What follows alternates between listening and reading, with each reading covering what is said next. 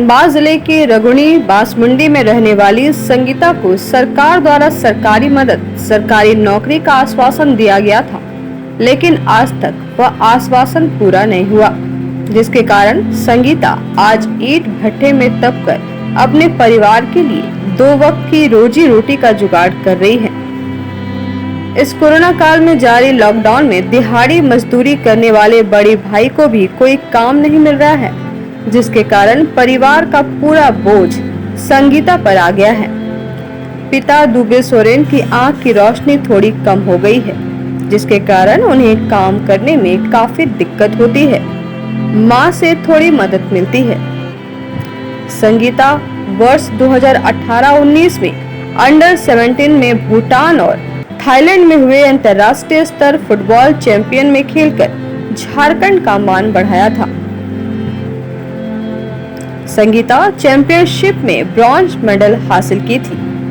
संगीता काफी हौसले के साथ आगे बढ़ रही थी, लेकिन घर की माली स्थिति के कारण अब उन्हें काफी कठिनाइयों का सामना करना पड़ रहा है। कुमारी जी,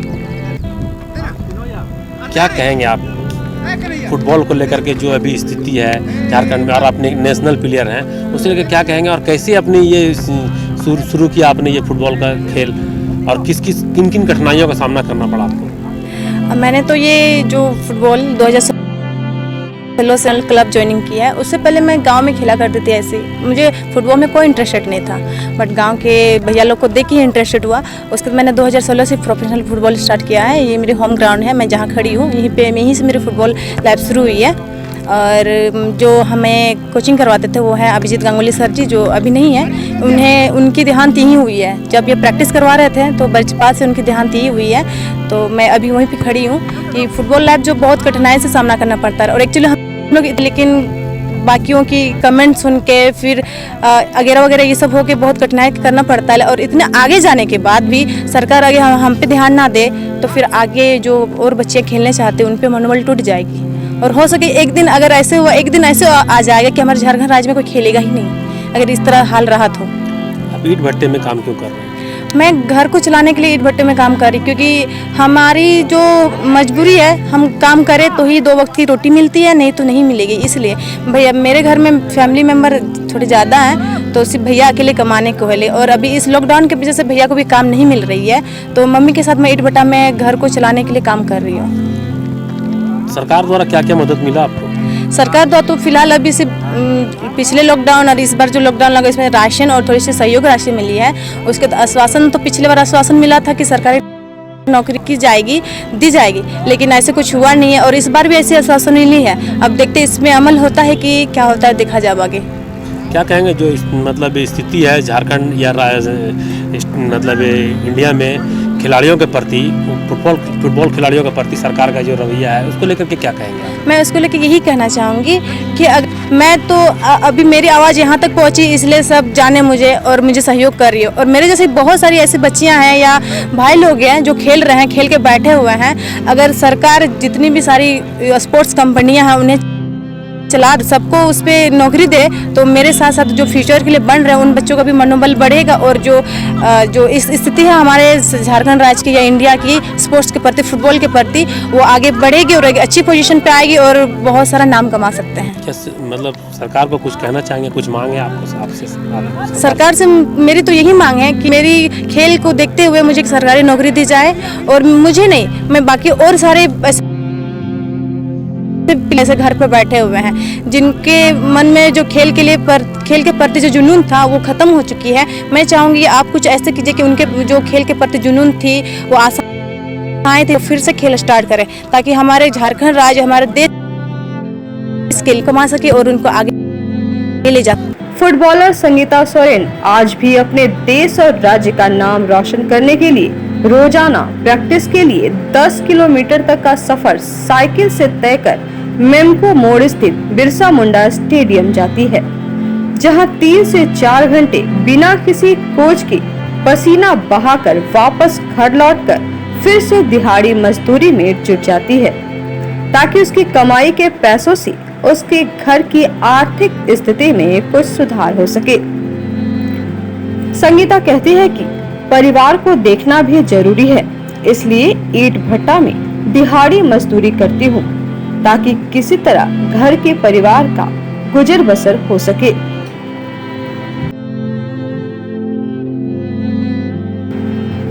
संगीता का यह भी कहना है कि सरकार अगर खिलाड़ियों की मदद करे तो उनके हौसले बुलंद होंगे और देश के प्रति खेलकर अपने देश का नाम रोशन करेंगे। उन्होंने यह भी कहा कि झारखंड में खिलाड़ियों की कमी नहीं है, कमी सरकार में है जो खिलाड़ियों पर विशेष ध्यान नहीं देती है, जिसके कारण अपने राज्य के खिलाड़ी दूसरे राज्य से खेलने पर मजबूर हो जाते हैं।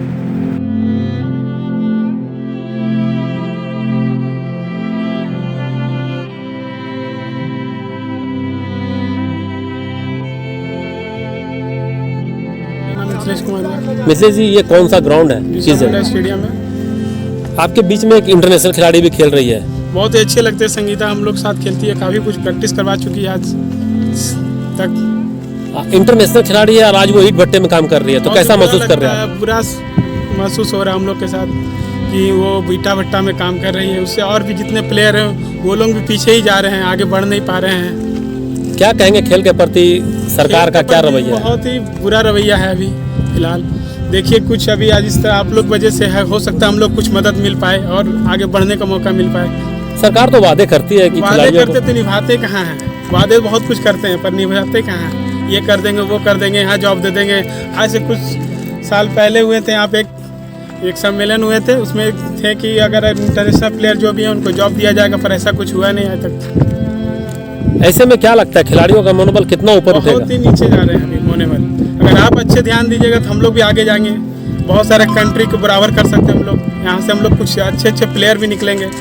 हमारे झारखंड से जैसे महेंद्र सिंह धोनी बहुत ही अच्छे, पूरा वर्ल्ड में नाम है उनका। हम लोग उनके वजह से पूरा झारखंड का वासी गर्व करते हैं और बहुत ही नाम है हम लोग का। एक झारखंड से आते हैं महेंद्र सिंह धोनी जो हमारे कैप्टन है अभी थे।